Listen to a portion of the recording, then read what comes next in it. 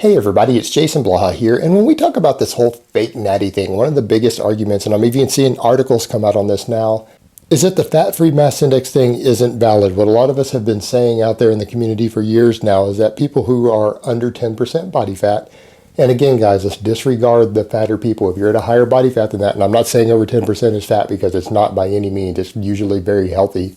The healthy range is generally going to be somewhere between 10 and 19% for men. But people hitting 25 or higher fat-free mass indexes who are under 10% body fat is indicative of anabolic steroid use or other PEDs.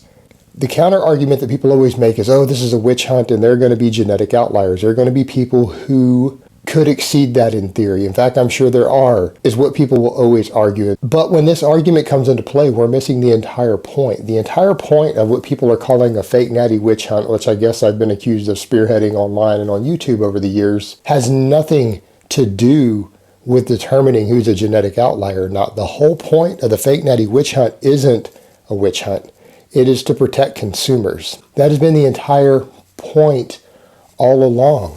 The entire point has been to protect consumers from being given false expectations that could be marketed to them, that could hurt their self-esteem, can hurt their results, and even make them just quit training or take dangerous risks and things or harm themselves in certain ways because they're trying to obtain something that they will not physically be able to achieve without drugs. It's also there to prevent them from wasting money on products and services, hiring people to coach them, buying programs, training programs, buying nutrition programs, buying useless or overrated supplements.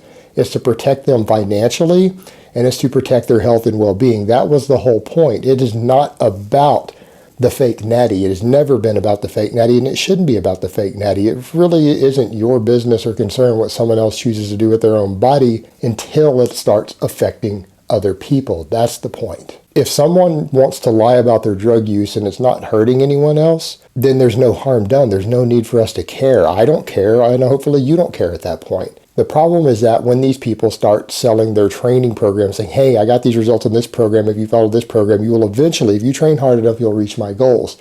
If you follow this diet program I use, you will reach my goals. If you take this worthless supplement that has sponsored me, it will help you reach what I reached.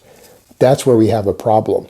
And this is the problem we come back to with the genetic outlier. Also, it's not about are they using drugs or not. It's about are they selling and promoting products and services that will not actually help the consumer reach their goal. Are they selling them unrealistic expectations? Or are they selling them products that are not going to achieve the desired result? Let's say you have a genetic outlier. Let's say you have someone who is capable of getting to a 26 or a 27 fat-free mass index at 6 or 7% body fat, a complete genetic freak, because maybe their body produces more testosterone than normal. Maybe their body produces more growth hormone also than normal. Maybe they have a difference in their myostatin level so that their body doesn't put the brakes on to keep them from starving to death during a famine, so it allows them to stack on more muscle mass for a longer period of time than most people. Let's say all these factors allow them to recover faster from training and to adapt and recover better from high workloads of training. They can train harder and do it for longer.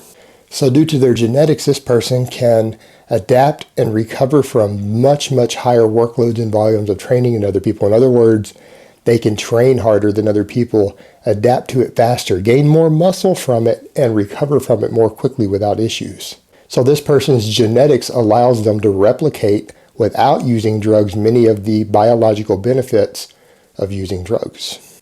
And from a science perspective, that's really cool. This is someone we should study and observe and look at because they've got some rare genetic gifts. It's a really interesting thing to explore, and it's an interesting thing to study. However, it becomes a problem when the same person, who we now can't really tell them apart from someone who's using moderate amounts of drugs because their body responds in the same way to people on moderate amounts of drugs. Again, that's well and cool that they've achieved the same result. That's some interesting, cool genetics. But it becomes a problem when that person goes on to say, hey, because I've achieved this, I can coach you.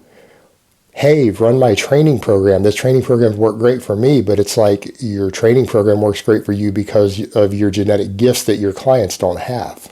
We're right back to the exact same problem we run into with the fake natty, selling false expectations, selling products and services that are not going to help the consumer.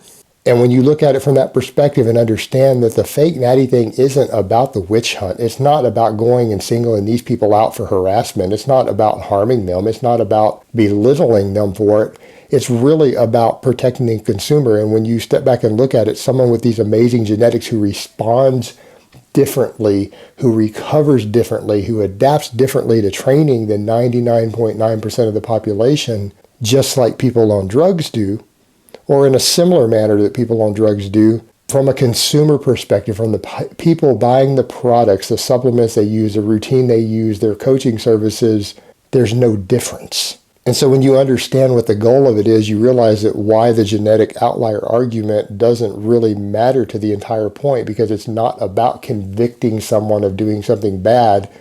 It's about protecting the consumer. It's about protecting people's hard-earned money from scams, or not necessarily intentional scams. In that case, that's not an intentional scam, but it is a product that is not going to achieve the same results for that person as the person advertising and selling it. All right, guys, but that's really all I have to say on that today. I hope you guys enjoyed this video, and if you did, then please remember to click like down below. Please subscribe if you haven't, and share it with others. So I hope it has been informative, and I will talk to you guys next time.